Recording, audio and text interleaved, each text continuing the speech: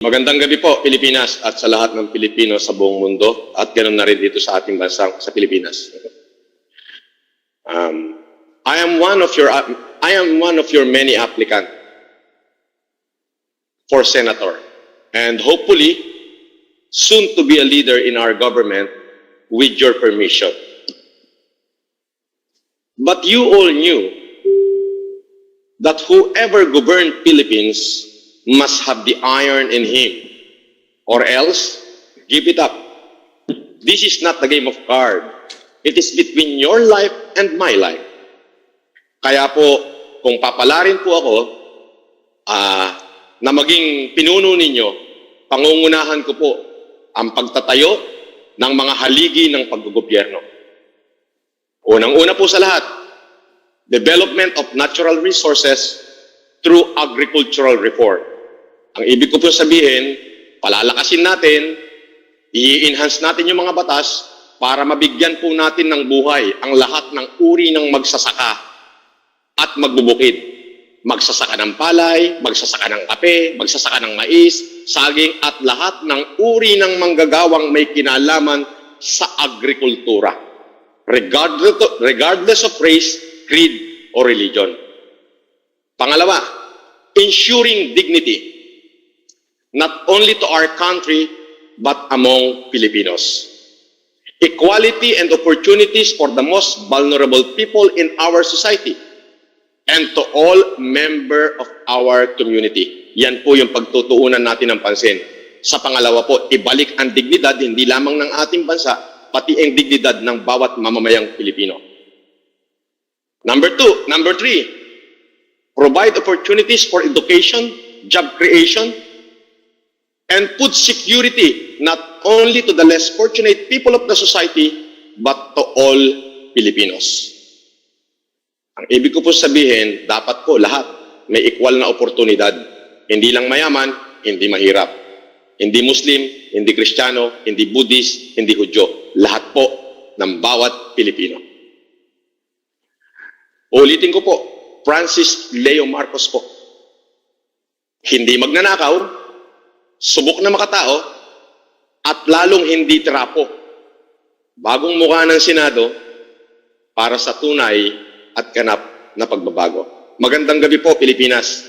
At hayaan niyo pong ilatag ko sa inyo, marami akong nakikitang iba-ibang kulay, pero mamaya na po yan. Hayaan niyo pong ilatag ko sa inyo yung aking mga plataforma. Primary education. Pre-COVID-19 Philippine education had already have a deep issue, primarily resulting from not being a priority for government funding. So hindi po prioridad ng pondo ng gobyerno yung para sa pre-COVID-19 Philippine education. The Philippines does not invest on top-notch learning as compared to its neighbor countries. In fact, many public schools lack of computers and other tools despite the digital age. Further, a shortfall in the number of public school teachers. Further, a top issue is the country due to their being among the lowest paid state workers. So yung ating mga guro is among the lowest state workers. Aside from that, more than 3 million children, youth, and adults remain unenrolled since the school shut down. The current COVID-19 situation exacerbated what already is a bad situation. How worse Philippine education is now compared to the result of 2018 study. Result showed a sample number of 15-year-old Filipino students, assumed mostly public school, rural-based, ranked last in reading comprehension. Out of 79 countries, tayo po yung pinaka-last. At syempre, we also rank 78 in science and rank 78 in math. Ganun po kabadang education natin. Education issue in the Philippines have increased since the onset of the pandemic. With the sudden event brought about by the health crisis, distant learning mode via internet or TV broadcast were ordered. Further, a blended learning program was launched in October 2020, which involved online classes, print out, and lesson broadcast on TV and social platform. Thus, the new learning pathway rely on a student and teacher having access to the internet. So, wala po tayo nun. Kasi po, ang pinagtutuunan ng pansin ng gobyerno ay yung mga ibang proyekto. Pero, this yet bring another issue in the current system. Millions of Filipinos don't have access to the computer and other digital tools at home to make their blended learning worthwhile. Hence, the value of technology in learning affect many students, parents, and guardians. Top concern with this are money for mobile load, lack of gadget, poor internet signal, student struggle to focus and learn online, parent lack of knowledge of their kids' lesson. Yan po yung mga problema natin. Ito po ay isa sa aking mga prioridad upang maiangat ang antas ng karunungan sa ating mga kababayan. Again, Francis Leo Marcos po. Ulitin ko, hindi magnanakaw, subok na makatao, at lalong hindi trapo. Bagong mukha ng senado para sa tunay na pagbabago. Let me lay down all the platform that I have. I have a simple. All I want is a productive nation of dignified Filipinos. Mamaya ko na po yan ipapaliwanag. Economic growth and development is the only way and the only road to success. Economic growth and economic development is the only success in rebuilding for our future. My countrymen, I am here not to give you lecture, but to provide some input about how we can utilize the available resources of our government to back us up to the next level of opportunities. We all know we have to make changes in a way government run their businesses. Many of the politicians only know how to generate their own income, but nothing when it comes to the benefit and the welfare of the people. As I have said, I am for the people. And you knew that I am for the people and the people alone. I don't care if they call me populist. But public welfare for me is the highest justice, and the needs of the people is the highest law. As part of my government plan, economy is where we should be moving forward to revitalize the position of our country today. I believe by creating and producing goods and services are the building block of our country. This will dictate us where we want to direct our country to be more successful economically, raising the standard of living of every Filipinos. I mean, every Filipinos. Not only the rich, not only the poor, but every member of the Philippine society. Byland is the way of boosting our natural wealth in producing goods and services deriving from agricultural plantation and irrigation, including natural resources such as oil, gas, gold, silver, coal, and other underground mineral, as well as capital goods such as manufacturing industries, machineries, tools, and equipment are the contributing factor of our economic growth. The only way to promote businesses locally and internationally, our country must have a strong foundation in relation to trade. Therefore, our export must be greater more than what we import to gauge the actual level of sufficiency and become self-governing nation. Our gross domestic product will indicate our economy's performance or our economic performance. Remember, technology and innovation is a powerful driver that leads many countries to be self-sufficient.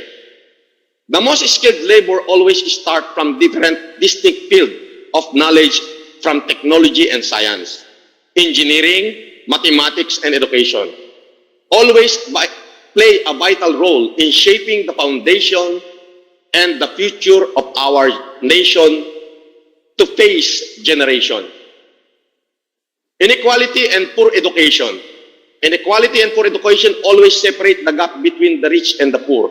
We must solve illiteracy in our country to provide marginalized group a better way of life.